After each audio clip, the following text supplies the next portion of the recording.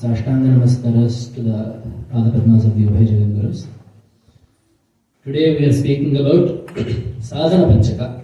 So, of the works of Bhagavatpada, this is one of the shorter ones.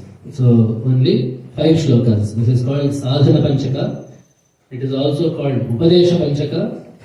It is also called Sopana Panchaka. So, this stotra has 3 names. We call it a stotra. It is a Prakarana Grantha. A Prakarana Grantha is a type of text wherein a portion of Shastra is taken and discussed. So some texts deal with all of the prameya of Shastra, so the subject material. So in Vedanta, there is an entire expanse of subject material. Who is the Jiva? Who is Ishvara? What is Brahman? How did Srishti happen? How does Laya happen? What is Jnana? What is Ajnana? So all of this forms the gamut of Advaita Vedanta. So Prakarana Granthas, when we are properly defining them, they are Shastra Ekadesha Sambadham is one of the definitions. So Shastra Ekadesha, it is dealing with only one part of Shastra.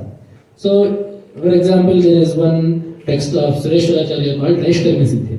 So this only deals with Jnana Prapti, how to get to the state of Naishkarmya, being bereft of karma, the state of existing without karma. So only that is all that is being talked about.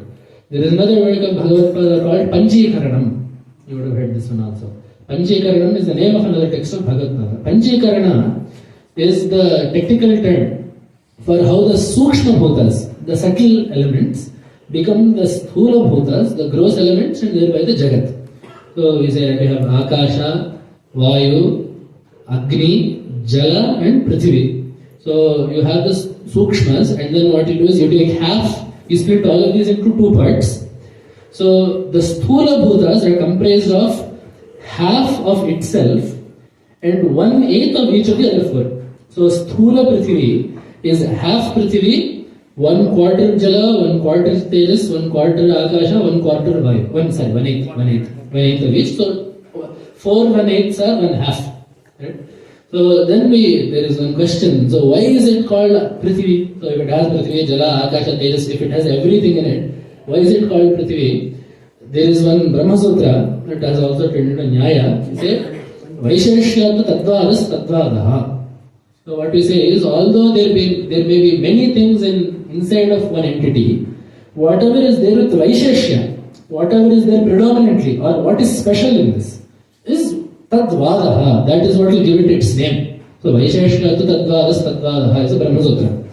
So for that reason, even though Prithvi may also contain Jala, Agni and Tejas, we still call it Prithvi, because the greater portion of it is comprised of Prithvi. So this is Panchikarana. And then from that, how does this Jagat come about? All of that is discussed in Panchikarana. But that is all that is discussed. So Jnana, Sadhana, Shravana, Manana, Nididhyasana, none of this comes in that text.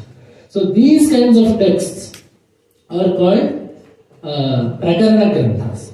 These are Prakarana Granthas. So of those Prakarana Granthas, this Sadhana Panchaka is one of them. It is called Sadhana Panchaka because it deals with the sadhanas to jnana. So a sadhana is what? A means. Right? A sadhya is a goal. A sadhana is a means. A path to that end, or a way to that end.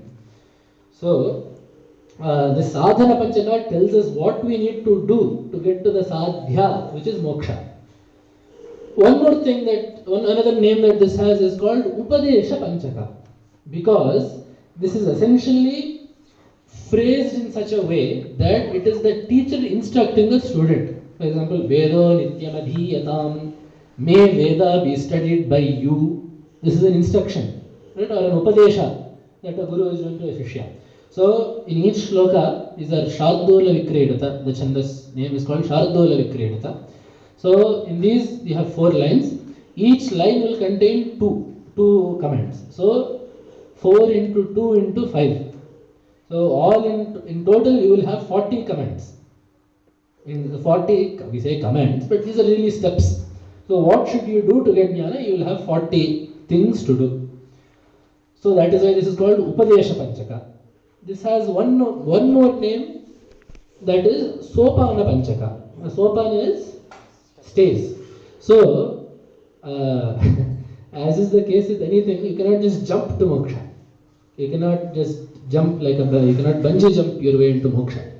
It is a sequence of steps that you have to climb. So what are those steps? So what is the path that you need to take slowly climbing up in this journey is being told in here. So it is also called Sadhana Panchaka. So the beauty of our Shastras is that the name of anything will usually tell it everything you need to know about the object. So the object's name is based on the nature of the object. So knowing the name of the object itself will tell you the nature of the object. This is the reason why we have all these Ashtottara Shatanamavalis, right? In puja, when you do puja, you will do all the things that are customary to a guest, right? That is how the puja is structured. You will call Bhagavan, you will ask him to sit, you will give him water to wash feet, wash the hands, you will give him, some snana, right? You will say, please, you can wash up if you want to. You will give him clothes. All of this happens. Why does the Ashtottara come in the middle? Have you ever asked that? So if we are treating Bhagavan as a guest, why does the Ashtottara come? Let us say someone comes to my house. I will say, okay, can you tell me your family tree? I will tell you 100 names that you have. Does that happen? Your first name is this, your middle name is this, your last name is this, you were born to him, you were born to her, you look like this, you look like that, you have done this. Do you do Ashtottara Shatanamas? I don't know in other language, but in Telugu, Ashtottara Shatanama means he has been scolded properly. And also one more thing, Akshatal Padde means if you have put Akshatas on him also means he has been scolded properly. So clearly these are not things you want to do to a guest. But why do we do this to Bhagavan? So this is not for Bhagavan. Obviously Bhagavan knows who he is. Right? He has not lost his Aadhaar card. So it is for us. If we know the names of Bhagavan, the names are meant to tell us about the Tattva. Right? So it is this nature of the Sanskrit language and this nature of our text that names are enough to tell you about the object. So for our names it is not the case. If someone just says Lalithadithya, you have no idea what the person is. Right? He could be any kind of person. But when these are names that Shastra has given us, the name itself will tell you whatever you need to know. Sharira, that tells you about Shiryate, it means that which is prone to decay. Bas, you are done. That is all you need to know. So things like this are why the names are important. So this Panchaka itself has 3 names. Upadesha Panchaka, Sopana Panchaka and Sadhana Panchaka. So that tells you, that should be enough to tell you about what the point of this Prakarana Grantha is. Why is this being written? It is if you want to know. So many texts exist telling you. The other day we spoke about moksha, right? So moksha is fantastic, it is amazing, it is great, you should want it. Okay, this is fine. You are sorrow, you are miserable, you are stuck in samsara. This I know. So how do I get from here to there is what I need to know. So this Prakarana Grantha is dealing with that. One thing though is, so in Vedanta, that too when Vedanta is dealt with in a Shastric way and in an Upanishadic way, there is a lot of weight placed on sannyasa ashrama. So you need to have sannyasa if you want to get moksha. This is a statement. And we have na karmana na prajaya dhanena. Not by any karmas, not by any having children, or dhanena, or even with wealth. Because the reason why these are told is because there are other statements in Veda that make it seem as though these are things to be done. For example, in Upanishad itself, you have kurvanneveha karmani jijivishat shatakam samaha. You should seek to live for hundreds of years doing karmas. And so Veda itself has talked about how great karma is. But then Upanishad is stressing that na karmana amritatva manashuhu. You will not attain immortality. Immortality is moksha. You will not attain that through karma. You may have seen that there, but that is not what that sentence means. Na prajaya. There is a sentence, Prajaya hi manushya purna. With Praja, Manushya becomes Purna. With Santana, with progeny, a person becomes whole, complete. He has attained everything that he needs to. And Bhagavatpada also in Prashnottara says the same thing, Prajaya. There is a question. Again, how does a person become Purna? Kena manushya purna bhavati. The answer is Prajaya. Bhagavatpada also has written that. But when it comes to moksha, That is not the case. So, na prajaya, dhanena. Of course, wealth is anyway there in the world, right? It is seen that if you have wealth, you are happy. So, Veda is saying that is also not the case in the higher sense. So, na karmana, na prajaya, dhanena.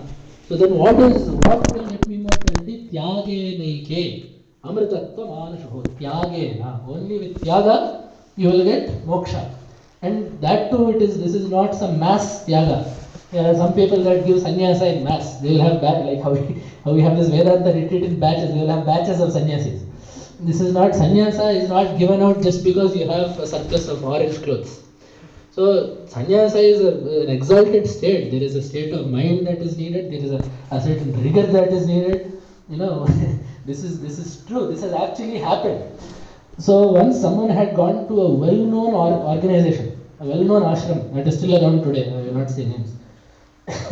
He said, "Can I have darshan of the Swamiji there?" And he was a well-known person. He was a well-known pandita, some pravachanakarta. So he said, "Can I have darshan of the Swamiji?" He said, "Yes, please wait for half an hour." He waited for half an hour. He waited for 45 minutes, 1 hour. He is thinking, the Swamiji must probably be doing some anusthana or japa, so it is taking time. So he asked that attendant, is Swamiji doing puja? So will it take some more time? He says, "No, India is batting right now, so we need to wait for that to finish." So these kinds of people are also calling themselves sannyasis in Kali Yuga. So this is not the sannyasa that is intended by Shastra or by anyone that has any knowledge of Sampradaya. Right? It is a very rigorous ashrama, it is a very a dedicated walk of life. So this kind of tyaga is what is needed, is what some people say. So some people interpret this to mean with the sannyasa ashrama. Right? So ashrama means it is a formal transition. So you get rid of the shikha, you get rid of the yajnapavita, you get rid of whatever white clothes. So this, whatever lanchanas, right, whatever physical attributes are being changed is what we refer to as the ashrama. Right? Just as when you go from brahmacharya to grahastha, you are getting physical changes. So the men will get extra yajnapavitas added. Until then the brahmacharya only has to carry the weight of one yajnapavita. But the grahasthas have to carry the weight of 3 or 5 based on your sampradaya. Same thing, ladies, you will get the metter on the feet, you will get the Mangala Sutra, Sindura, whatnot. So there are certain physical changes associated with going through when you adopt an ashrama through a karma. So that exists. So some people have said that this Vedavakya, this Tyage Naike Amritattva Anushoho, refers to the sannyasa ashrama. Other people, including Vidyaranya Swami in Jivanmukti Viveka, have taken it differently. So here Vidyaranya Swami in the Jivanmukti Viveka, Vidyaranya Swami says that this refers to the mental state of sannyasa. So sannyasa does not necessarily mean you get rid of everything you have and you put on the orange robes and all of that. So it is a mental state, which is why Bhagavan also says, "Kamyanam karmananyasam sannyasam kavayo viduhu sarva karma phalatyagam prahustyagam vichakshana." And then on top of that, Bhagavan says, "Na niragnir na chakriyaha." Bhagavan also says that. So what is sannyasa? Kamyanam karmanam nyasam. Getting rid of all kamya karmas and along with them all desires. Renouncing those is proper sannyasa. And on top of that, tyaga is sarva karma phalatyagam. Absolving yourself of any relation to karma's phala. The fruit of your actions is tyaga. And on top of that, Bhagavan says, "Sasanyasi cha yogi cha." So someone that does this is a sannyasi. Na niragnir na chakriyaha. Not someone that has given up Agnihotra or given up karma. Because when you take the sannyasa ashrama, when you give up the shikha and the yajnapavita, you are basically giving up your right to karma. So it is not just that giving up the Agnihotra or giving up whatever yagas, that is not enough to qualify you as sannyasi, as a sannyasi. It needs to be a complete renunciation of this karma and phala mentally. Which is why in the Jivanmukti Viveka, Vidyaranya Swami goes on to write one more line. It does not matter what your varna is. It does not matter what your ashrama is. It does not matter what your gender is. It does not matter what your financial status is. But If you cannot take sannyasa, ashrama for any reason whatsoever, it is okay. If you do this mental sannyasa, that is good enough. This is a gargantuan statement to make in a Shastric text by someone as Sampradayic as Vidyaranya Swami, who is, part of this parampara. He was the 12th Acharya of this Pitha. So, as coming from that kind of a sthana, coming from that kind of a individual, this statement is quite massive. And whatever we claim to say is progressive today cannot even compare to how broad-minded this statement is. And also the other thing is, this statement is not Shastra Viruddha. This statement does not contradict tradition or Shastra. So it is another reminder that these kinds of things exist where Shastra is quite progressive. So the reason I'm saying all of this is because unfortunately in this world, for one reason or another, right now we have politicians and organizations that make it a fashion to only point out statements in our texts, admittedly, that do single out certain groups. I am not denying the existence of those statements, but those need context and those need to be rationalized alongside other statements as well. So to conveniently leave out such statements like this made by the most traditional of acharyas in the most traditional parampara that exists, to conveniently leave this out in favor of other statements that are bigoted out of context is quite laughable if we consider those things to be proper academic statements. So it is for that reason that I am saying this. So sannyasa is of this nature. However, in this Upadesha Panchaka, Bhagavatpada talks about certain aspects of sannyasa. As I said, sannyasa is needed for moksha. That is definite as per Shastra. The question remains, is this mental sannyasa or the physical acceptance of the sannyasa ashrama? There are things in this Upadesha Panchaka that pertain to both. So when we go through those, I am just telling this beforehand so that you can keep that in mind. It is up to us to just follow that which we can out of this, and if there are things that are beyond our reach for whatever reason it may be, it's okay. You can let that go. If we can do 10 out of these 40, we have led a very good life. So it starts with Vedo Nityamadhiyatam Taduditam Karma Svanushthiyatam Teneshasya Vidhiyatam Apachitihi Kamye Matistyajyatam Papaukhav Paridhuyatam Bhavasukhe Dosho Nusandhiyatam Atmecha Vyavasiyatam Nijagrahat Turnam Vinirgamyatam. This is the first shloka. So, this shloka, if we can do, so generally, as per the way the world is today, as per the opportunities that a general working family has today, if we can do this shloka properly, this constitutes a healthy spiritual life. So just because, we cannot perhaps expect ourselves to find ourselves as a Jivan Mukta in this life. You can, it is possible, but whether it will happen or not, the balance of probability is not in our favor. But if we can do this properly, we will have led a very productive and successful Adhyatmika Jivana, spiritual life. So what is being said first? Vedo Nityam Adhiyatam. Study Veda. That is where it starts. So Veda, another name for Veda is Shastra. Veda is also called Shastra. We call other things Shastra, Shastra, Mimamsa Shastra, Vyakarana Shastra. These are also called Shastras. But the word Shastra, as when it is used in Vedanta, primarily refers to Veda. Why? Shasanat Shamsanadvapi Shastravityabhidhiyate. That which does Shasana or Shamsana is called Shastra. Shasana is command, ordering, right? Which is why we say the president of some committee, we say Prashasak, right? In Hindi, we say Prashasak. Or in rule, in legal terms, you say Rajyanga Shasana is used to refer to a law. Right? Rajyanga is the constitution, Rajyanga Shasana is a law. So this Shasana means an enjoinment, a command, a vidhi. So because it does Shasana as well as Shamsana. Shamsana is what? Praise. Prashamsa. You have heard the Prashamsa, right? Prashamsa is praise. So it extols something. So because it enjoins, it commands certain things and extols certain things, it is called Veda. What does it command and what does it enjoin? It commands you to do certain karmas.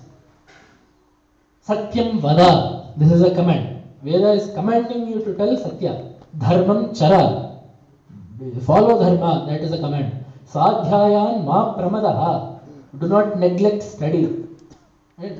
Prajatantum ma vyavachhetsihi, do not let your line of progeny be unbroken. This does not mean have children for the sake of having children. This means let your sampradaya continue through your children. We do not have children for the sake of having children. We have children for the sake of carrying the kutumbachara, deshachara and sadachara, all three. Sadachara, general achara is common to everyone. Right? Being neat, being clean, telling the truth, following general morals. This is all common to everyone. Then there are certain deshacharas, which is why, right? So in Tamil Nadu, there is a certain achara that is common. In Andhra, there is a certain achara. In Karnataka, there is a certain achara. So that these acharas are not lost. You need generations to pass this on. You also have kutumbachara. Certain acharas are peculiar to the family. So for example, in my family, in Dhanurmasa or Margashirsha, every Saturday we do this thing called Pindi Deeparadhana. And in Tamil Nadu it is there. In Andhra also it is there. You will make a little deepa out of flour, you will put a lamp in that and you will worship that itself as Venkateshwara. So you will say Alavel Manga Sameda Jyotiswarupa Venkateshwara how it will be done. So this is not there for everyone. This is not there for all Andhra people. This is something that is peculiar to my family. So how will this continue? If my family continues, this particular tradition will continue. So for that reason, Veda says, Pradatantum ma vyavachhetsihi. Do not let the line of progeny be broken. Means, make sure there is another generation in your family to pass all of this down to. These are all commands. Shasana. These are all commands that Veda is giving us. The other half is Shamsana. Now, Jnana is not something that you can command. You cannot command someone to know something. Because Jnana is what is called Vastu Tantra. If the eye is open, if the eye is functional, and if there is an object in front of the eye, you will see that object whether you want to or not. Correct? If the ear is open, and if the ear is functional, and there is a sound wave that enters that ear, you will hear that sound regardless. So you cannot tell someone, his eye is open, his eye is functional, there is an object, you cannot tell him, do not see it. That is not possible. In the same way, if his eye is closed, you cannot command him to see it. This is called in Shastra Samagri. If all the necessary materials are there, Jnana will happen regardless. Jnana here is cognition. Cognition will happen regardless. So, especially Pratyaksha Jnana on top of it. Direct perception will happen if all the components necessary are there. You cannot command someone to have it or command them to desist from it. Right? If my eye is open, there is an object there and I can see, and you say, do not see this mic, what will I do? That is not possible. On the other hand, if my eyes are closed and you command me to see the mic, that is also not possible. You can command me to open my eye. You can command me to put the mic in front of me. You can command me, if let us say my eye has a problem, you can command me to maybe rub my eye, make sure that the eye is working. But the actual cognition itself you cannot command. So you can command the sadhaka to get all the necessary requisites of jnana. You can tell him to do certain upasanas to understand the tattva. You can tell him to do certain vicharas to understand the nature of Ishvara. You can tell him to do certain karmas to get chitta shuddhi. But what you cannot do is force him to have Brahma Sakshatkara. That is not vidhi sadhya. So Veda can say, Jyotishtavena sarga kamo yajayata. Do this yaga. You can do the yaga because it is an action. But if you say Brahmajaniyat, that cannot happen. You can say, get everything you need to know Brahman. But you cannot directly command him to know Brahman. For the reason I just said. Knowledge cannot be commanded.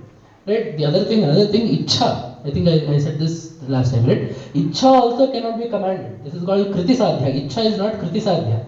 Prayatna Sadhya. Ichha cannot also be brought about through effort, liking. I cannot force you to like something. I can force you, let us say you don't like some food. I can force you to eat it again and again so that you grow accustomed to it. And then you may like it. But I cannot force you to like something. Right? Which is why in the Shastra also, the first sutra in Brahma Sutras is what? Athato Brahma Jijnasa, which means what? Now, therefore, you should seek to know Brahman, right? Jijnasa, Jnatum Ichha, the desire to know. Now, you should know Brahman. This is not how this should be interpreted. And Bhagavatpada writes, it is because Jnana is not Kriti Sadhya. How can you say you should know Brahman? This is, should means it is being enjoined, it is a vidhi. This cannot happen. So rather the way that this is interpreted is, then, therefore, means now after getting the sadhana sampatti, ataha, therefore, because jnana is the only way to moksha, you should seek to know Brahman. Is the way, or you, the sadhaka will end up wanting to seek Brahman, is how this is interpreted. It is not the sadhaka should seek to know Brahman, that is not how this is interpreted. Because jijnasa is a desire, it is a desire to know. And a desire to know cannot be forced. What you can do, as I said, is give him all the components he needs that will push him towards Brahman. So that is possible. So instead of doing Shasana of Brahmajnana, what Veda does is Shamsana. It praises Brahmajnana. It shows how great Brahmajnana is. In some Arthavadas are also there. For example, in Daitya you get Sarve esmai deva balima vahanti. All the devatas pay homage to someone that knows Brahman. All the devatas pay their respects. Bali is not, they don't grab a goat and give it. Bali means puja. Balif puja apachitihi. These are all words that mean respect, reverence, puja. So devaha asmai balima vahanti. The devatas come and pay their respects to someone that knows Brahman. And that is actually what is there in the last shloka of Manisha Panchaka. Yah kashchit sa surendra vandita padaha. Yah kashchit sa surendra vandita padaha. In this Manisha Panchaka, after describing what the nature of jnana is, whoever it may be, Chandalostu, Satudvijostu, whoever it may be, someone that knows this and is a jnani of this nature, saha surendra vandita padaha. Surendra is, even Indra will do namaskara to his feet. So such prashamsas exist of Brahmajnana. Right? Another thing is, there is nothing more to know. Ekajna, yes.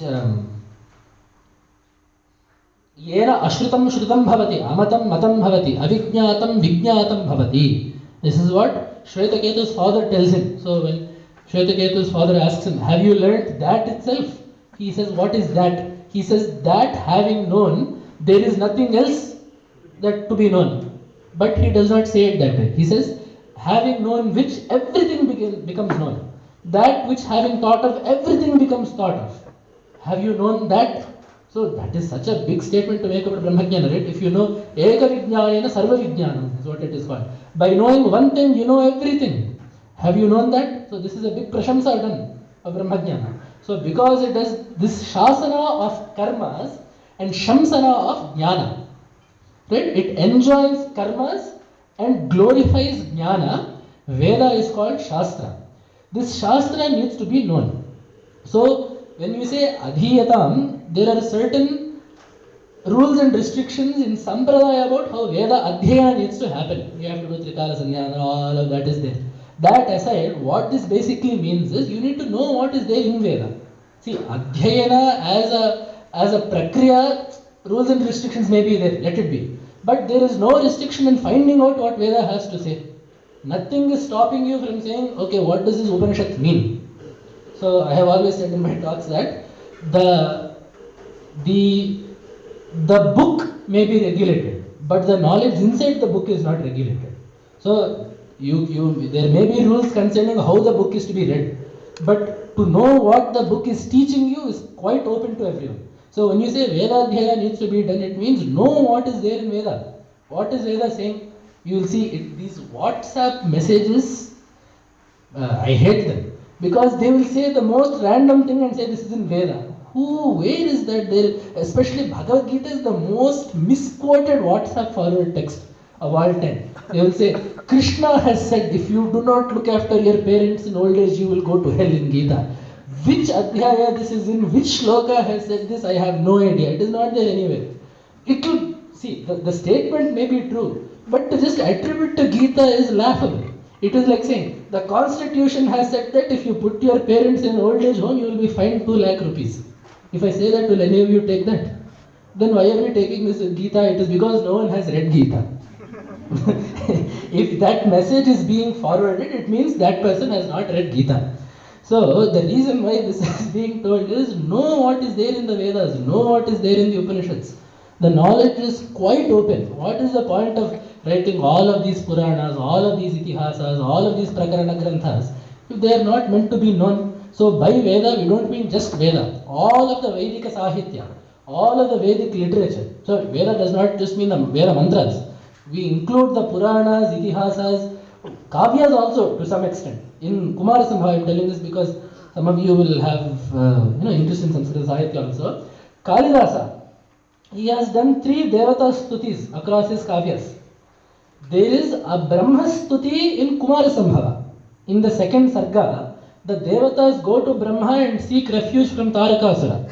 So there they do a Stuti to Brahma.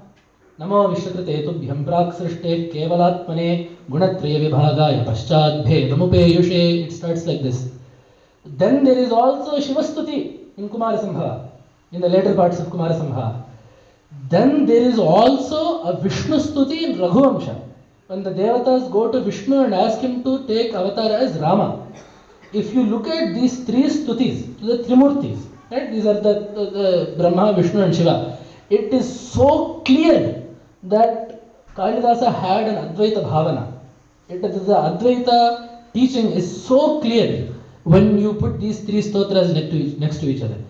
Brahma is described as Parabrahman, Chaturmukha Brahma is described as Parabrahman, Shiva is described as Brahman, Vishnu also is described as Brahman. If you put these 3 parts of Kalidasa's Kavyas, I am not talking about some Veda or Upanishad, this is a Kavya, right? A human poet has written this. When you put that together, there is so much knowledge to be gained. So all of that needs to be imbibed. So all of these texts needs to be read, they need to be understood. So if we expand the intended meaning of Veda, you will get all of this. Then, tadvitam karma svanushthiyatam. Live a life as per Veda. So properly speaking, this means do the karma that Veda tells you to do. That is definitely not possible in Kali Yuga. Sapta Soma Yajna, Sapta Hagar Yajna, Sapta Paka Yajnas. No one can do all that. Even the most Nishtha Garishthas that are still Ahitagnis and all that, they cannot do all of this for whatever rules and regulations. But what it means for us as sadhakas is live your life as per Veda. That means live a dharmic life. What does it mean to live a dharmic life? It means put your duty before your likes and dislikes. To put it in a very broad sense, this is what that means. So, we live a life seeking happiness. More often than not, our decisions are channeled by what we like and what we don't like.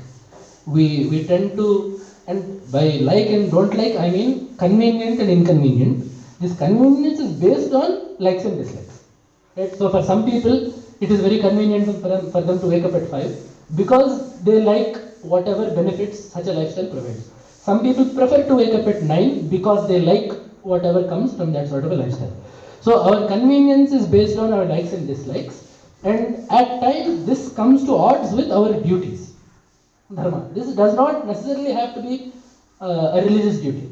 This also could very be a moral duty, a societal duty, a personal duty, a filial duty, a familial duty, it could be any of these. But when these two come to odds, which one are you favoring? That is the question, that is what it means when it asks you, are you following Dharma? I mean, these are, in Pravachana, these are common examples, right? It is easier to lie, but it is harder to tell the truth. These are all, things that you have heard, which is why I don't have to stress on this too much. You follow Dharma is something that is quite obvious. But to lead such a life is being told as a sadhana to jnana. Why is this so? The more that you learn to quell your likes and dislikes in favor of something else, the more you have distanced yourself from your likes and dislikes. So, over time, the reason why our dharma, Sanatana dharma especially, places so many rules on the individual is, slowly and surely, if you follow a life as per the achara that Sanatana dharma prescribes, by the time you are 50, at least, you will have lost most of your sense of raga and dvesha. for the very reason that your likes and dislikes are not even in the equation when you make decisions. So for example, it is some puja is there tomorrow, I need to wake up. I want to wake up at 7, but because this is there, I need to wake up before sunrise. There is no question about it. So right now, generally our state is that we have to forcibly subdue our body and our mind and force it to wake up. For someone where Shastra says, right, Shastra is telling us you have to wake up before sunrise. For someone where that dharma is being followed, his likes and dislikes are no longer a question. His comfort, it is cold outside, so out of deference to my body, I will stay wrapped up and sleep. That is not even a factor in the decision anymore.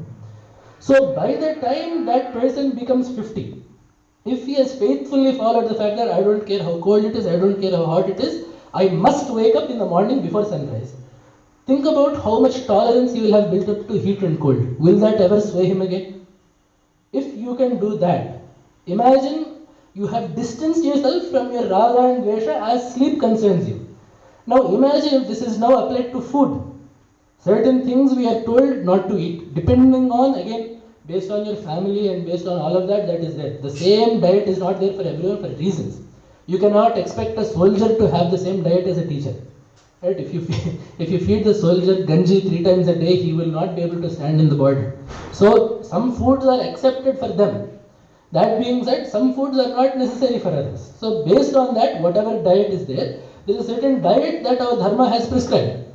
So if you can quell your tongue to such a degree that your likes and dislikes do not determine your diet, but your dharma, your duty determines your diet. You have conquered your tongue once and for all. Right? The hardest thing to do is do Ekadashi when your roommate is not. As someone that has been in college, I am speaking from experience. When your roommate is not doing Ekadashi, but you are doing Ekadashi and he will make some gulab jamun, what will you do? Will you do Ekadashi or not?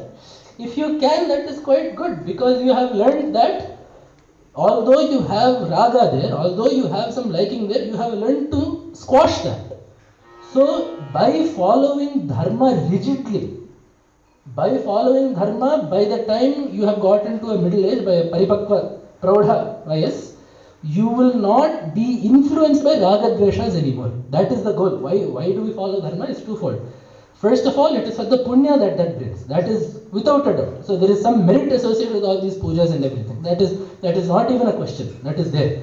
But from a philosophical standpoint, it is training you to do this, to put your duty before likes and dislikes. Then the next step. So now what have you learned? You have learned to put duty before pleasure. And the next step is tena ishasya vidhiyatam apachitihi.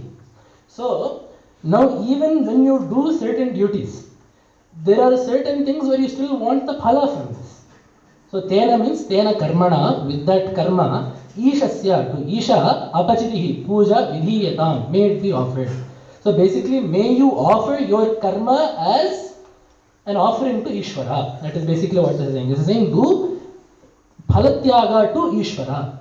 So although you may follow dharma, you will still have, so now what have you done? You have conquered your raga dveshas as it pertains to the environment around you. But there is still some part of the jiva that will want the karma phala. There will still be some part of the jiva that will have an attachment to karma. Right? So that you will see, especially in older people that have been doing things in a rote way, it gets to such a degree that not doing something will take a toll on their mind. You will have seen that in your homes, right? So it will get to the point where even if they are unable to do something, it will agitate them mentally, because the karma is, they have built up an attachment to the karma. So for example, once you are very old, there is no need to do Ekadashi. In Dharma Sindhu it is very clear. Ages 8 to 80, this is prescribed. That too health allowing. If health permits, people from ages 8 to 80 should do Ekadashi. This is what Dharma Sindhu is saying. So if your health is not well and you cannot do Ekadashi and you have to take some medicine and you have to eat for that, for some people that are so attached to that, it will agitate their mind.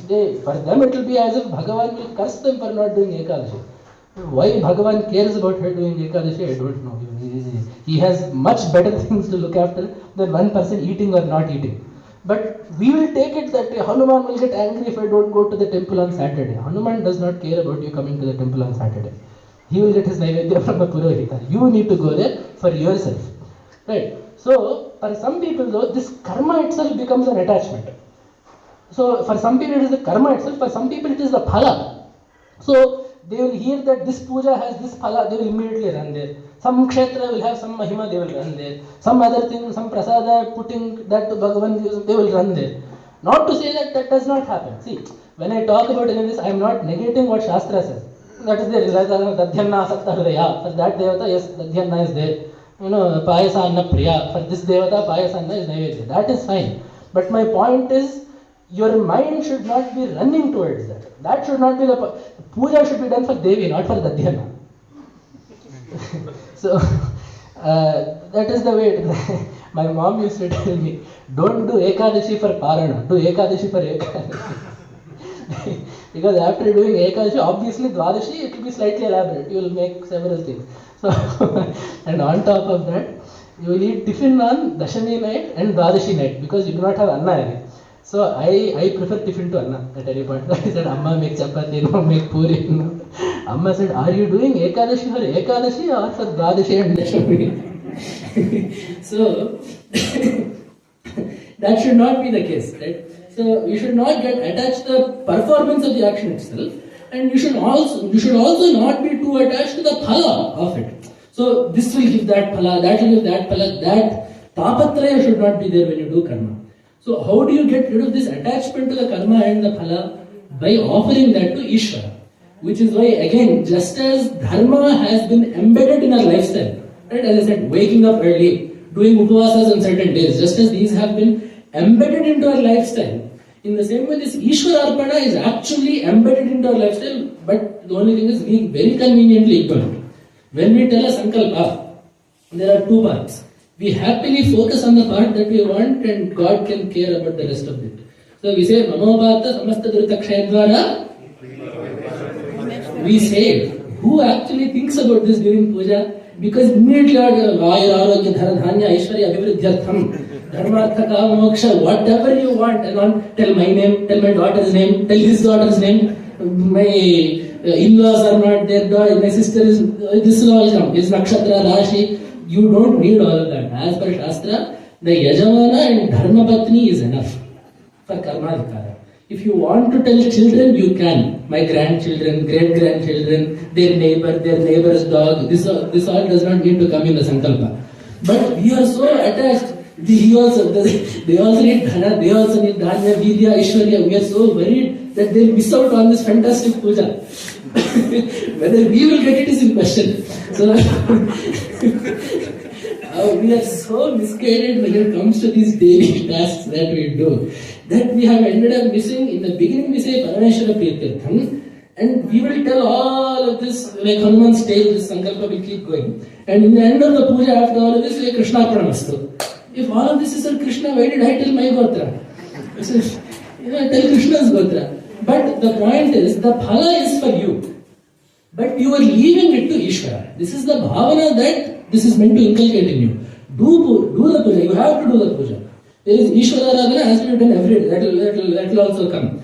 But when you do it every day, the phala is up to Ishvara.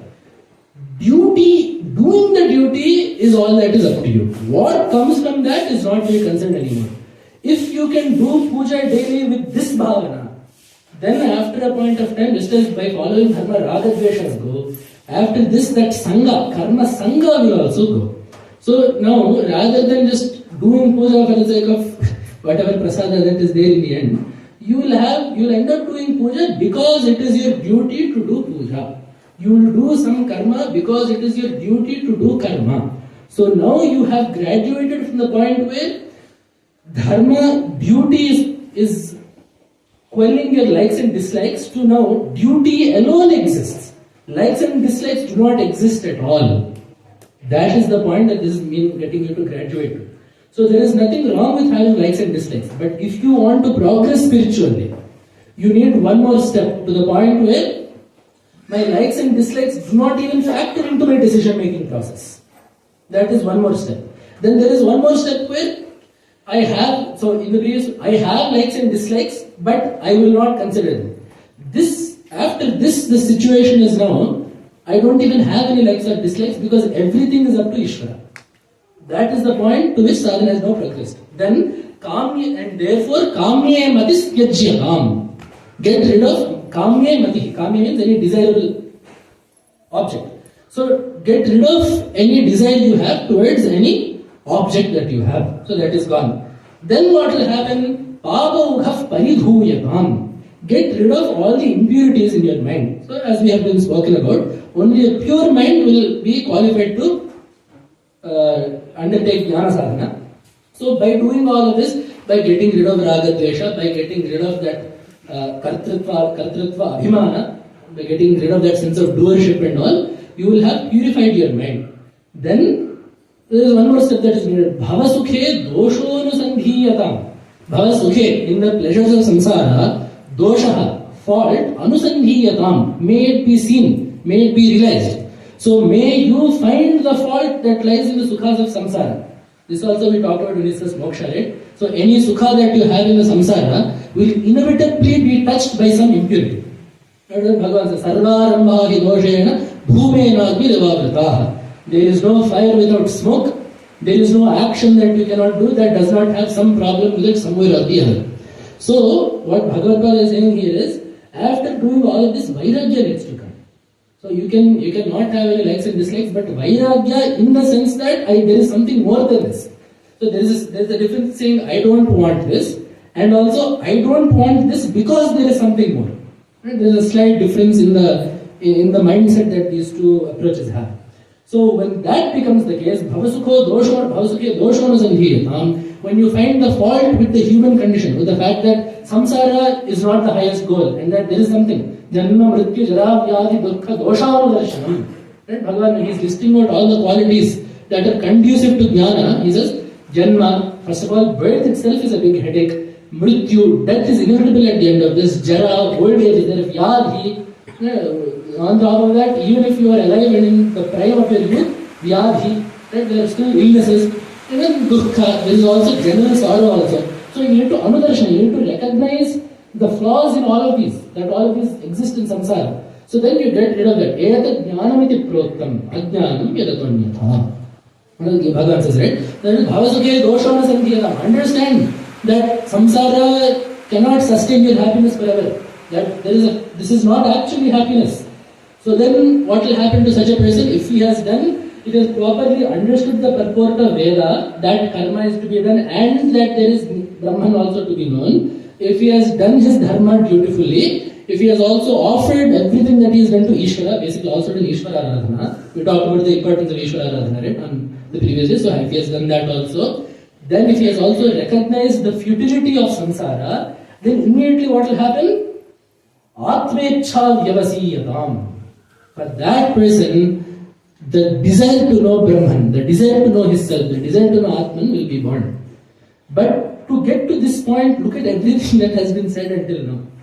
If you really want to get jnana, if you really want to know Brahman as Brahman is meant to be known, look at all the prerequisites that, or not, I don't want to say prerequisites because then it makes it seem like we are stopping certain people. But look at what it takes to get to the point where you are mature enough to want Atman.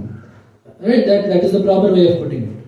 So that is why even in Vedas says, Parikshya lokan karmachitan brahmano nirvedamayat nastyakritah kritena. That is nastyakritah kritena. That is what Vedas says. So karmachitan lokan parikshya. So brahmana here means someone that wants to know Brahman. That is what the word brahmana means. So this sadhaka, having seen the lokas that are karmachita. Karmachita means this world that is born of karma. Right? This world exists because of the karmas of various individuals. So having seen all of this, Brahmana nirvedamaya, the sadhaka should feel slightly sad. He should realize that this is not enough. There is a certain sorrow that is associated with that. Why? Nasti akritaha kritena. This loka is krita. Right? It is made. It is created, which means it is anitya. That is what this word means. It is anitya. Brahman is akritam. It is not made. It is permanent, absolute. So having seen these worlds, he needs to realize that permanent thing cannot be bought through this impermanent world. And for that also, what does Veda say? Tametam vedanavachanena brahmana vividishanti danena yajnena tapasa anashakena. So, etam brahmanaha vividishanti. They seek to know that Atman. Again, here Brahmana means someone that wishes to know Brahman. So the sadhaka seeks to know Brahman. What does he use to get that vividisha? What does he use to get that desire? Danena, by doing danas. Yajnena, by doing various karmas. Tapasa, by following niyamas, by regulating himself, anashakena. So even Veda is saying, if you really want to get that burning desire of Brahman to the exclusion of all else, these need to be done before to prepare the mind, to be mature enough to handle such a vichara. That is what is being told. Then Atmecha Vyavasiyatam. May you be fixated on this desire for Atman. And then what needs to happen?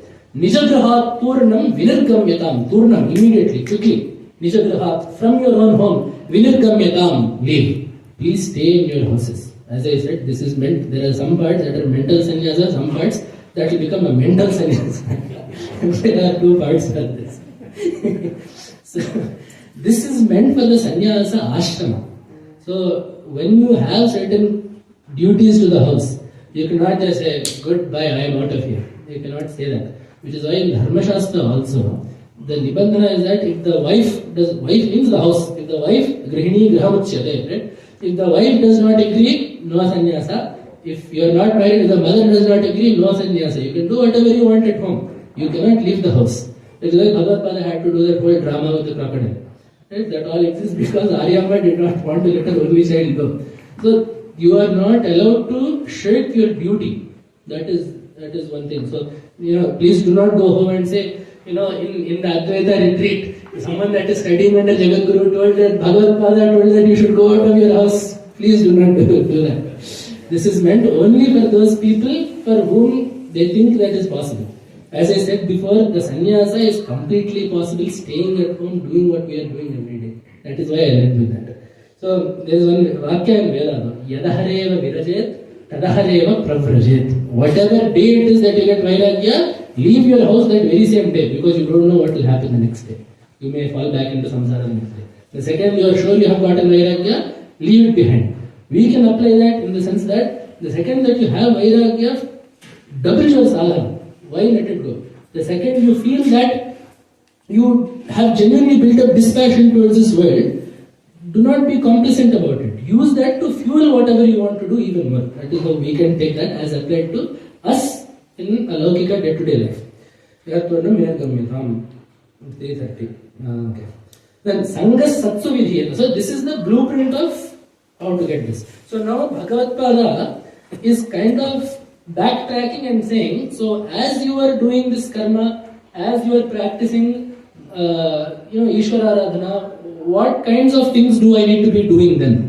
So the first thing there is Sanghas Satsu Vidhiyatam. Make sure that you are keeping company with Satpurushas, with good people. Because Bhagavatpada says very nicely in Viveka Chudamani, Shanta Mahanto Vicharanti Santaha Vasantaval Lokahitam Charantaha. Beautiful poetic simile. So there are certain Mahanta, there are certain great people that Vicharanti, that walk this earth. Shantaha, they themselves are quiet and restrained. But then why are they walking around this world? Vasantavat Lokahitam Charantaha. Like spring, their only goal is to do hita to this world, is to cause welfare to this world. And the beautiful simile that Bhagavatpada has taken is Vasanta. What does spring ask of a garden? What does spring ask of a forest? What does the spring need from a forest? But yet it comes to everything blooms, everything is brighter, everything is happier, everything is full of new life. But spring itself has the Kala, right? The Kala has nothing to gain from that. So just as Vasanta exists only for Parahita, in the same way these Mahatmas also walk this earth for no other reason other than to help other people. Are there any Telugu people here? Yes. There is a famous song, Srirannala. Talalirada Tane Vasantam, Tanadakirani Vanala Kosam. It is not every day you hear a movie song in a Vedanta Panchaka. But this is worthy of that. So that poet also is a great poet, but he writes, does not spring come to the forest because the forest cannot come to wherever spring is. Right? The spring rotates across the globe, right? Seasons occur at different places. So the season comes to the forest because the forest cannot come to the season. Right? So Nalamala forest in Andhra cannot just go to North America if it is spring there. But what it can do, spring will come here because the Vana cannot go there. So that compassion is attributed to spring. We are personifying it, right? So spring comes to the forest. In the same way, these Mahatmas, they come to the world for no other reason than to help us. So if we do not make use of their time, if we do not make use of their teachings, then, what are we really doing? So that is why Sangha Satsu Vidhiyatam. That is why we have held this retreat in Sringeri until in the presence of the Jagadguru, which is like 5:30, right? We have the Anugraha Bhatna of Acharya. It is because those Acharyas exist to help us that we are able to go and listen to them. Sangha Satsu Vidhiyatam Bhagavato Bhakti Dridham Adhiyatam. Dridhadhiyatam. So, Dridha Bhakti Bhagavataha Adhiyatam. May you inculcate bhakti towards Bhagavan. And what kind of bhakti? Dridha Bhakti. What does Dridha Bhakti mean? Some people will do puja. The second they don't get what they want, they will switch parties. One day he will put Nama like this, he will put Prasada, he will put Kattupangali. Vishnu will not give him what he wants. Next day he will wipe and put like this. You go to Shiva temple. There Shiva does not give that. Where he goes from there, we all can imagine. So, that is not what Dridha Bhakti is. So, Dridha Bhakti means that Satvasmin Parama Preva Ruha. Yanna Prapya Na Kinchit Dveshti Na Shochati Notsahi Bhavati. In the Narada Bhakti Sutras, right? So, that Bhakti, having attained which the Bhakta does not Na Kinchit Dveshti, he does not dislike anything, Na Shochati. He does not grieve over anything, na vanchati. He does not desire anything, motsahi bhavati. He does not get agitated about anything. So whatever bhakti brings about that kind of a bhavana in the bhakta, that is dridha bhakti, proper bhakti. Which is why Prahlada says to Narasimha, so after everything happens, he put on such a show for his bhakta. This little child Narasimha put on such a big drama, breaks out of the pillars. There is a small joke that people used to tell. So Narasimha was taken to show that Bhagavan is everywhere. So one Nataka, they were doing one Nataka of this Narasimha. So obviously the actor is inside some paper pillar. There will be 4 or 5 pillars. This actor is inside one of them. So the actor, that is Hiranyakashipu, asked the Prahlada, is Bhagavan there in this pillar? He says, he is there, but hit that pillar.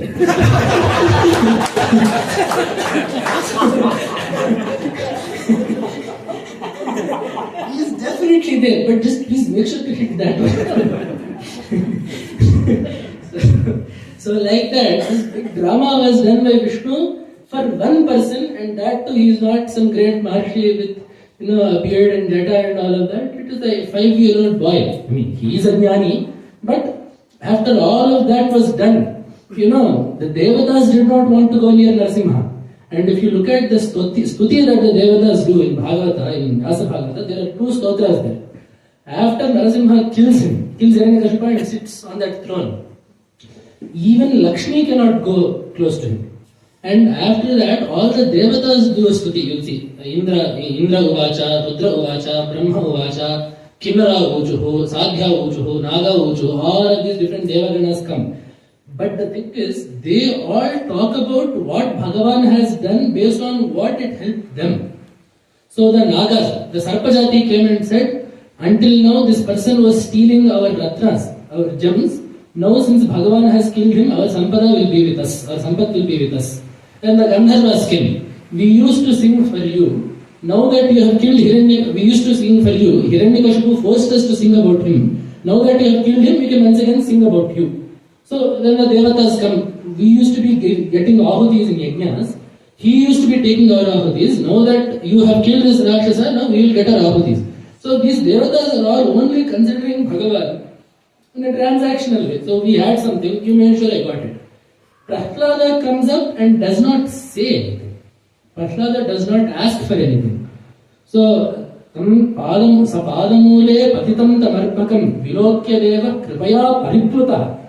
Prahlada just came and padamule patitam. He fell at Narasimha's feet. Seeing that itself, vilokya deva kripaya paripluta. He was drowned in kripa. Utthapya. He lifted him up, put him in his lap. Tat shirishni adadhat karam mujam. And then put his head on his hand on his head. And what kind of a hand is it? What kind of a hand did Prahlada get put on his head? Kalahi vitrasta dhiyam krita bhayam. That hand that ensures abhaya to people that fear death. That hand was placed on this boy's head. He did not say a single word to Bhagavan. So that is the difference between the bhakti that Prahlada had and the bhakti that the devatas had. So then some other poet writes, and it is so sweet, because Narasimha Avatara shows so many different aspects. But then Narasimha says to Prahlada, another Kavi says, Kshantavya Manga Idime Samaye Vilamba. Stroking his head, my child, Anga, Nana, please forgive me if I was late. Narasimha says to Prahlada, which is such a tender moment. I should have come when he threw you off the cliff. I should have came when he had you trampled by elephants. I should have come when snakes bit you. When you said that he is there in the pillar, I should have come. I waited until he hit the pillar. Forgive me if there was any delay. So, why did Bhagavan all of a sudden show this much love to a little child?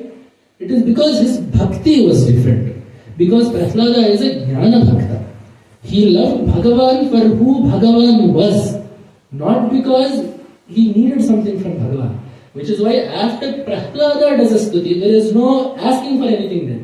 Prahlada is only stating the condition of the jiva and stating the nature of Ishvara. That is all that Prahlada stuti is, that next adhyaya. And then after all of that, Bhagavan then again asks Prahlada, ask for something. Prahlada then says one thing, and that is why I have come this far. He says, if I ask you, if someone has bhakti towards you to ask for something, he is not a bhakta, he is a businessman. Nasa bhaktaha savai vanik. You have given me 50 rupees, I will give you a chocolate. In that same way, I will give you a stotra, you give me whatever I want. So, after everything that you have done, if I ask you for something, I will have degraded my bhakti. Right? It is a step down. So, I refuse to ask for anything.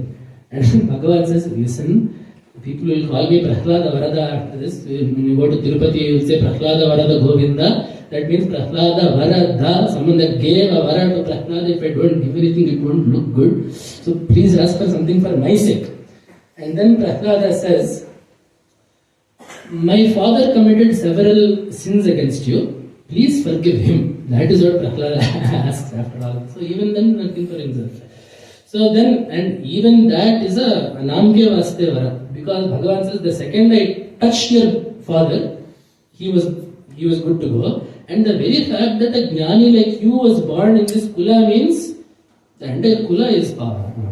So that is not even a thing that you have to ask. Prahlada said, my quota is done. You asked me to ask and I asked. I am not going to ask again.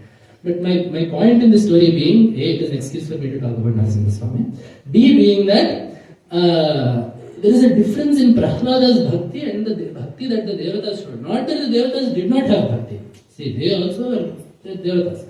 But this dridha bhakti that Bhagavatpada is asking us to inculcate is something that does not ask anything of Bhagavan. It is something that trusts that Bhagavan exists. Tvam vartase kuladhanam. You are there. What else is there that I need to ask for? You exist. That is what Bhagavatpada says in Shivananda Laga also. Yogakshema dhurandharasya. You have said Yogakshema mahamyaham. Sakala shreyaf pradot yoginaha. Your job is to give shreyas to everyone. Drishta matopadesha kritinaha. You know everything that exists in this world, whether it is seen or unseen. Bahya antara vyapinaha. You exist within every atom of this universe. Sarvajnasya. You know everything. Dayakarasya. You have mercy. So, some people may know that there is a problem, but they may not have the mercy to actually act there. You know everything and you are Dayakara. So, do I have to tell you something again? You are everywhere, you know everything and you have compassion. So, do I have to tell you again? There is nothing. So, what will I do? Shambho tvam paramantarangaha. You are my antaratma. Chitte smaramyanam. You are my antaratma, I will think of that. That is enough. There is nothing else that I have to ask you. So that is the kind of bhakti that is ideal. See, bhakti has to start somewhere. That is obviously not a question. If you have to ask anything, ask Bhagavan. But at some point it has to get to the point that you should not even have to ask anything for Bhagavan because you know that he is taking care of whatever you do. So again, Annamacharya has one kirtana. Narahari kirtana nanina jihva. Orula nutimpaga nopadu jihva, he says. Entire kirtana, but this is a particularly powerful line. He says, my jihva, my tongue, Narahari kirtana nanina jihva. So nanada means you soak. So soaking in the sense that, for example, channa. If you put it in water overnight, it will swell, right? That especially is called narada. So my tongue has soaked like that in something. What is soaked in Narahari Kirtana? In the praise of Narasimha, in Vishnu. In the praise of Vishnu, my tongue has been soaked. Urula nutimpaga, to praise other people, open. It is incapable of doing that. My tongue, even if you ask it to, it cannot praise anyone else. So if you have to ask anything, obviously ask it of Bhagavan. But at some point, it has to be the case wherein you do not even have to ask. Bhagavata bhakti dridhadhiyatam. Shantyadif parichiyatam. So we have that in Shama, Dhamma, Uparama, Titiksha, Shraddha, Samadhana. These are all called Samadhi Shakta Sampatti that are part of the prerequisite of Vedanta Sadhaka. So Shama is control of the mind, Dhamma is control of the Indriyas, Uparama is retracting yourself from the world, Uparama Titiksha, forbearing bandhas, so heat and cold, night and day, pain and pressure, being able to withstand all of those. Shraddha, faith in the words of the Guru and faith in the words of Shastra. And Samadhana, the ability to focus your mind single-pointedly in one place. So all of these are things, parichiyatam, when you collect these. Parichaya, this is a very cute word that has been used. So parichaya means, when you get flowers, that is called pushpapachaya. So just as one flower, you don't shake the tree and just expect flowers to fall. So again, in the same way, these gunas also, they should be cultivated slowly and deliberately. Parichaya means amass them. See, just as you amass money, right? You get some money from this investment, some money from that. Paychecks keep coming, rent will keep coming. Money does not come as a windfall. Right? Just as you amass money over a point of time, these qualities need to be slowly inculcated and amassed over time. Shantyadif parichiyatam. Then, dridhataram karma asha santyajyatam. We talked about this. After a certain point, karma itself has to be given up. Then, satvidvan upasevyatam. You need to seek refuge in a sadvidvan. So basically, this is telling us who is a guru. Who should you seek as a guru? Because today, there are many people that say that they will give us Nityananda, but they may not all be gurus. I think you know what I mean. Who do we qualify to be a guru? Right? So when out of all the people that are there, when we say guru, we mean capital G guru. See, there are Vidya gurus and then there are actual gurus. So Vidya gurus as in people that will teach you something. That you can have any number of people. But when it comes to the person that guides your Adhyatmika sadhana, that should only be one. This is what we also say in Shastra. Shiksha Guru, you can have any number. Diksha Guru should only be one. That is what we say. So Shiksha Guru means people that teach you certain things. That you can learn physics from one person, chemistry another, this Nyaya one place, Vedanta, Shastra in one place, that is all fine. But Diksha Guru, the person that gives you Diksha, whether it be Mantra Diksha or Jnana Diksha as well, you should only have one. So what should that one person be like? Sadvidvan. He should be knowing Brahman. See, if you have a professor that is teaching, that is giving IIT coaching, you will want someone that has come out of IIT. If the professor, I have failed the IIT exam 6 times, but I will help your son get in. Who will believe him? So if you want someone to lead you to Brahman, you want it to be someone that has got into Brahman. But even within this though, there is one more, there is one more screw that needs to be tightened when you are defining a guru, is that there may be people that have realized Brahman. There is one more part though where that Brahmajnani needs to be willing to teach the student. We know that they'll just go to the Himalayas because there is nothing else for them to do, they'll stay there. Those people, though they are very much venerable and revered, they are not gurus because no one is getting moksha because of them. So you need one more aspect of a guru wherein they are willing to come and teach, that karuna.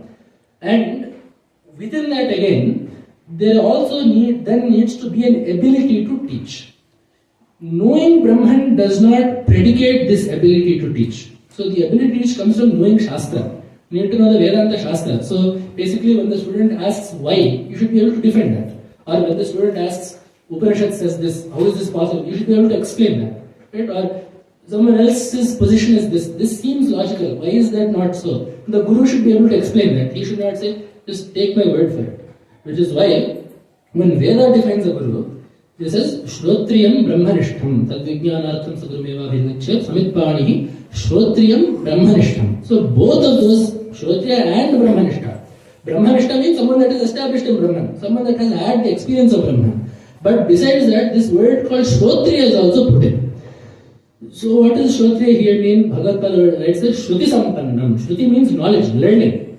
Material, Shastric learning. So Shruti Sampannam, you should be a scholar.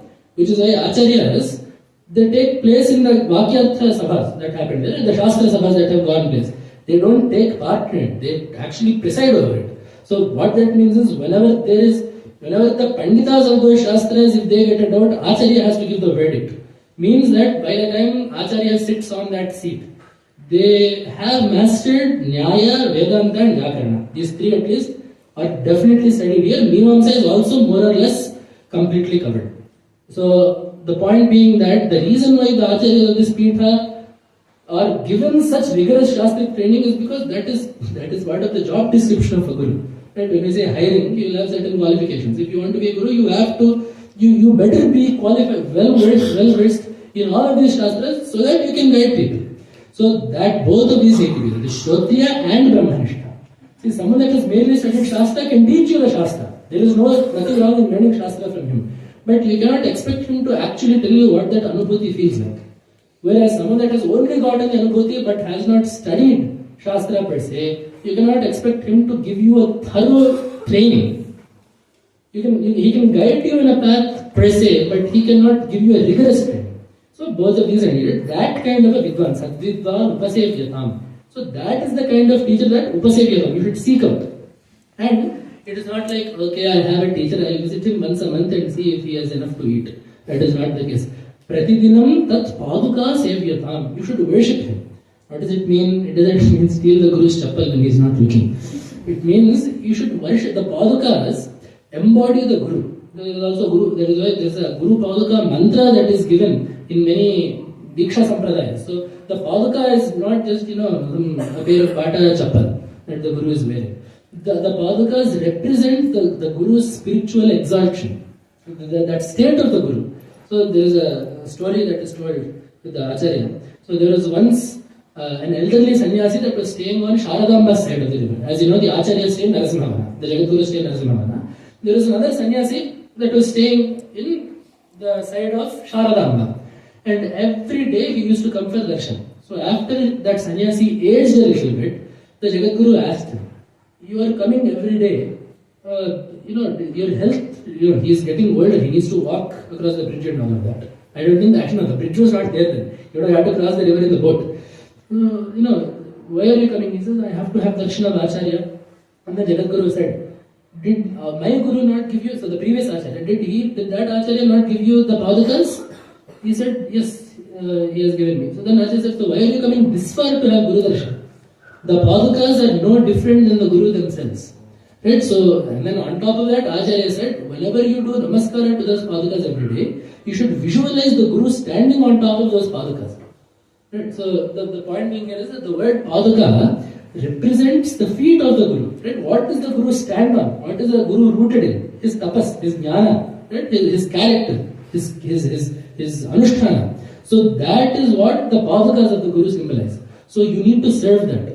Because yasya deve para bhakti yatha deve tatha guru tasyaite akathita hyartha prakashante mahatmana.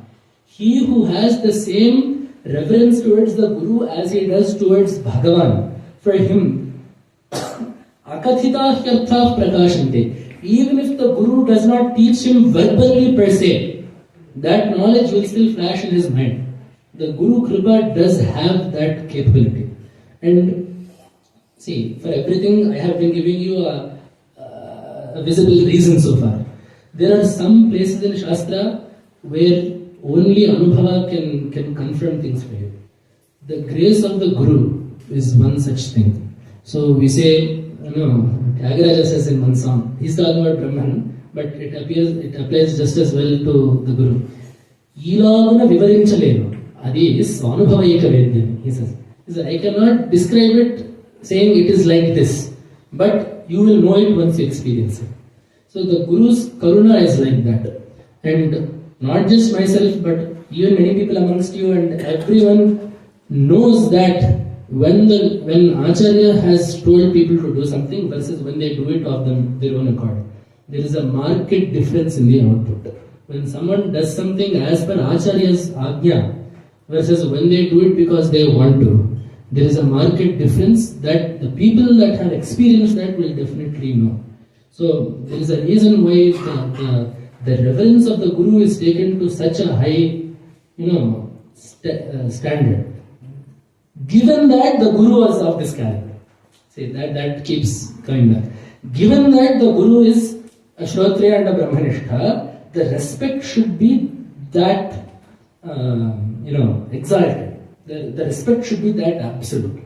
So the Padaka Sevyatam Brahmayeka Akshara Martyatam. We should seek that Brahman from him. Brahma, and what is the name of Brahman? Ekam Akshara. That Brahman is one without a second and Akshara without decay. You should seek for that Guru to teach you about such a Brahman. And then, so then what should that Guru teach them, or what is the syllabus of this jnana is? Shruti Shirovakyam Samakarnyatam.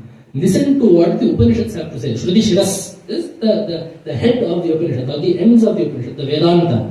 Right? Upanishad. So, seek the Guru, serve the Guru, ask the Guru to teach you, right? Even in Veda, Adhihi Bhagavo Brahmeti is what Dhruva says to Varuna. Or Shwetaketu says to the Katham Bhagavaha sa Adeshaha Bhavati. It is Aprakshit. Katham sa Adeshaha Bhavati. What is that teaching like, he asks. So, Kim Bhagavantah Paramam Vadanti. So, even the stories in the Upanishads, and even Nachiketa, Yayam Prete Vijitsa Manushe, Asti Tege Nayam Asti Tege, Etat Vidya Manushishya. I should be taught this by you. Payaham. And then on top of that it says, Nanyo Varastulya Etasya Kaschita. There is nothing else I can ask that will be equal to what I am asking right now. So the Guru has to be asked. Right? You have to seek the Guru's teaching in this matter. And then what will the Guru teach, or what is the root of the Guru's teaching? Shruti Shirovakyam, the Upanishads. Right? Because the Upanishads are Veda. From the Upanishads, deciding what the Upanishads actually mean, Brahma Sutras have been told, and encapsulating the Upanishads, Bhagavad Gita has been told. So, Prasthanatrayi. If you cannot understand this, a bit more watered down, a bit more easy to understand, Prakarana Granthas, things like this have been given. Then, from here on, we'll go a bit quickly because I'm also, we're running out of time. Then, Vakyarthashta Vicharyatam. As I said, there are these Mahavakyas, right? Aham Brahmaasmi Tattvamasi Amatma. So, those kinds of Vakyas need to be meditated upon. Then, Shrutishalah Pakshas Samashrayatam. We need to seek the holding of the Veda. See, Veda can tell us that which is not knowable through any other thing. So, at the end of the day, you should end up accepting what Veda tells us. So, the point being that I accept that this is what Veda has told. How does this make sense? Is the question that we need to train ourselves to ask. So, this is what Veda means. But how does it mean this? Why does it mean this? Does this make sense? So, Shrutishalah Pakshas Samashrayatam. And as you think about what the Upanishads mean, Dustarkat Suviramyatam. You should not use flawed logic. Because Tarka Pratishthānāt is another Brahma Sutras. Tarka is Apratishtha. It is not firm. You need Tarka, no doubt. You need an analytical, logical approach. But at the end of the day, Abhiyuktatare Ranye Ranyathaiva Padyate. There is a famous shloka. So, Yatna Ganavitopyarthaha Kushale Anumatrihi Abhiyuktatare Ranyehi Anyathaiva Padyate. So, Artha, some holding, some stance, even if it is Yatna with great effort, Kushale Anumatrihi Anumitaha. Even if it is, reasoned to by a very intelligent person with great effort, Abhiyukta Tarai Ranyehi, someone even more intelligent can come along and Anyadayopati. He can make that into something else. So the point being that logic depends on intelligence.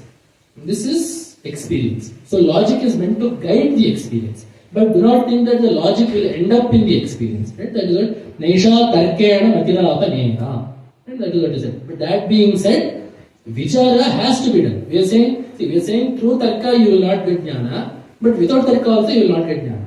It is that do not rely solely on Tarka. This is the point. Right? So Dustarka Suviramyatam. So then what kind of logic should I use? Shrutimatas Tarka, Shrutimatas Tarko Sandhiyatam. Use that tarka that enables you to understand Veda well.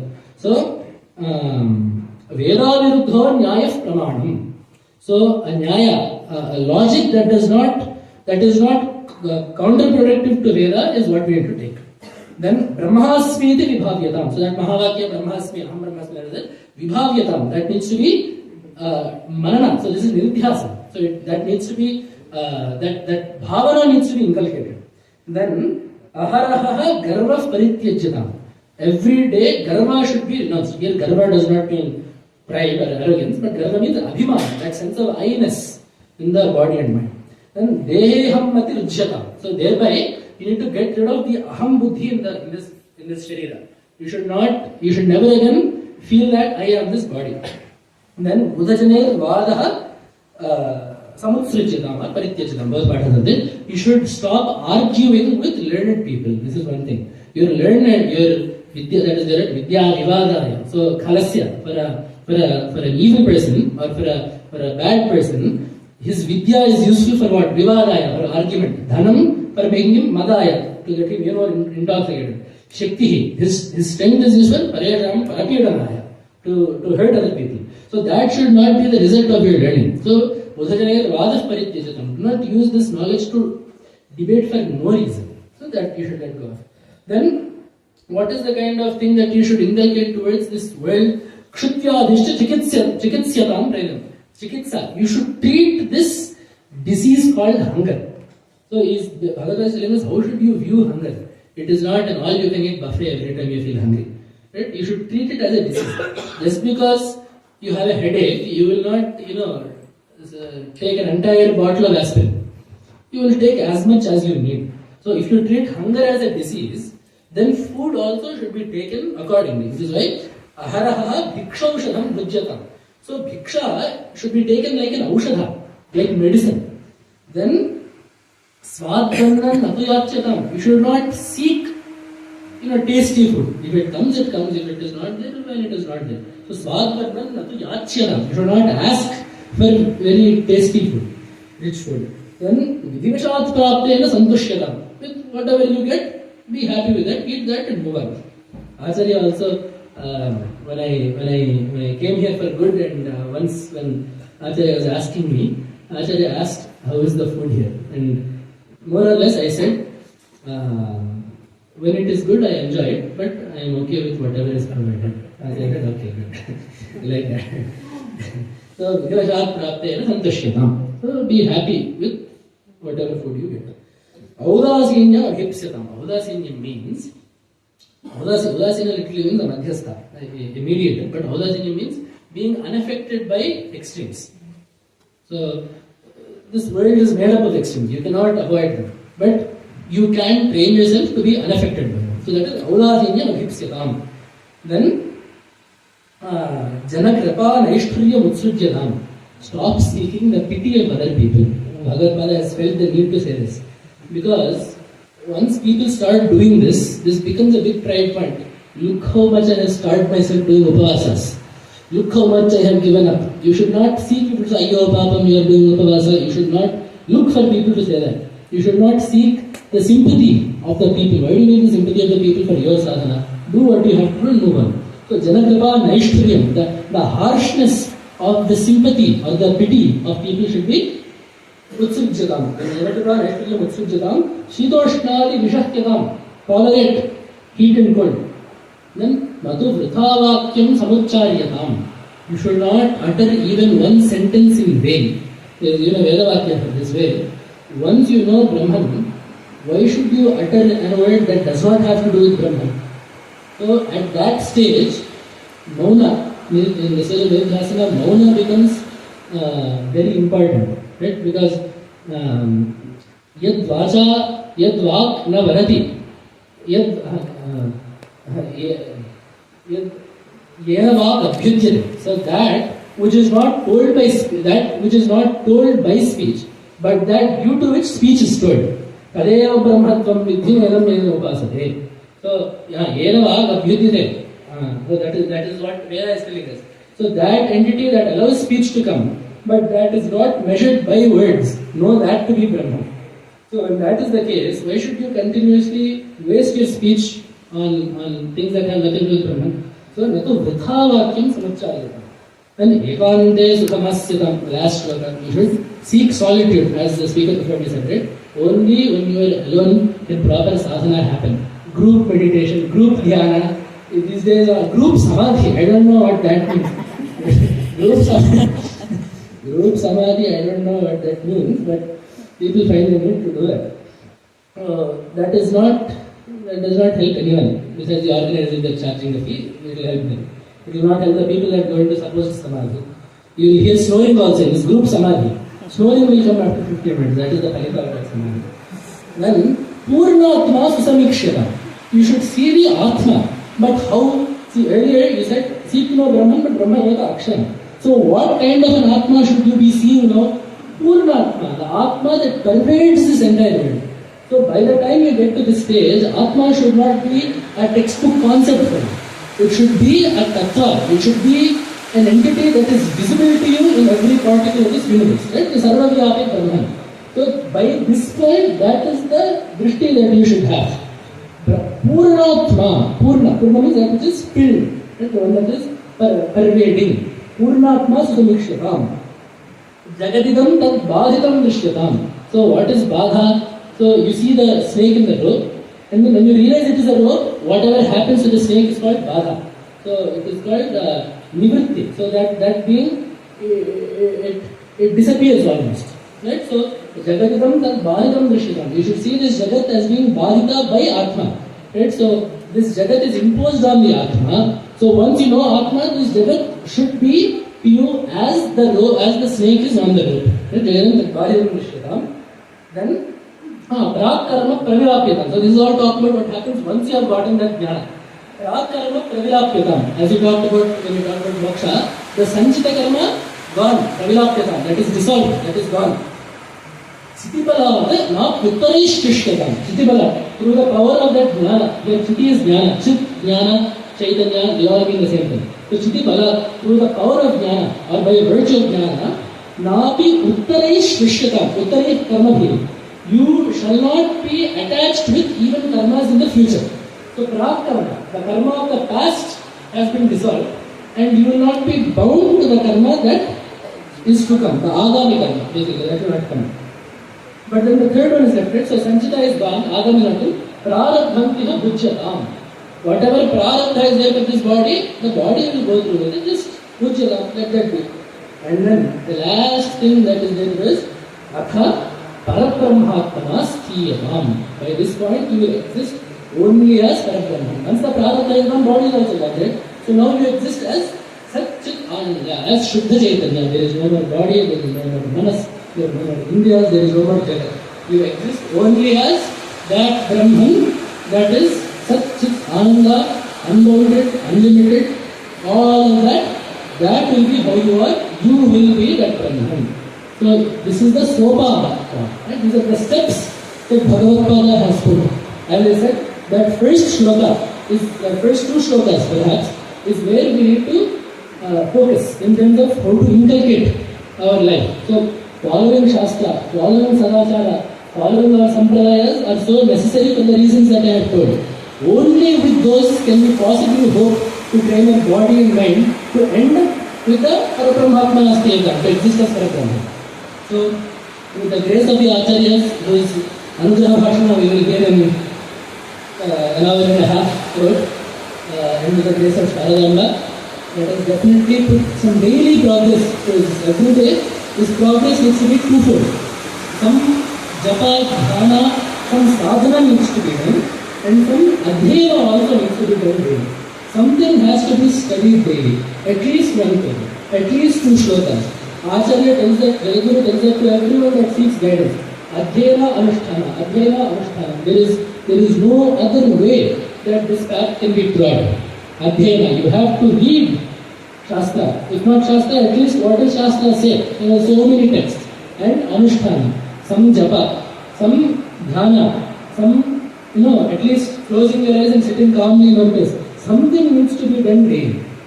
So if these two are done in accordance with whatever Upadeshas Bhagavatpada has given us here, we will certainly see fruition in our spiritual lives. So once again, offering my Sadhana Panchaka, the Bhagavatpada Ityesha Vangmi Puja Srimad Shankara Dayor Pita Deha Devesha Priya Dhamya Sadashvaha Bhagavatpada Kritisha Sameshwara Lalithadithya Mahadeva Tadashaya Namaha Mangalam Skandhadimhaya Mangalam Nityamityave Mangalam Vaidya Rupaya Mata Samhaya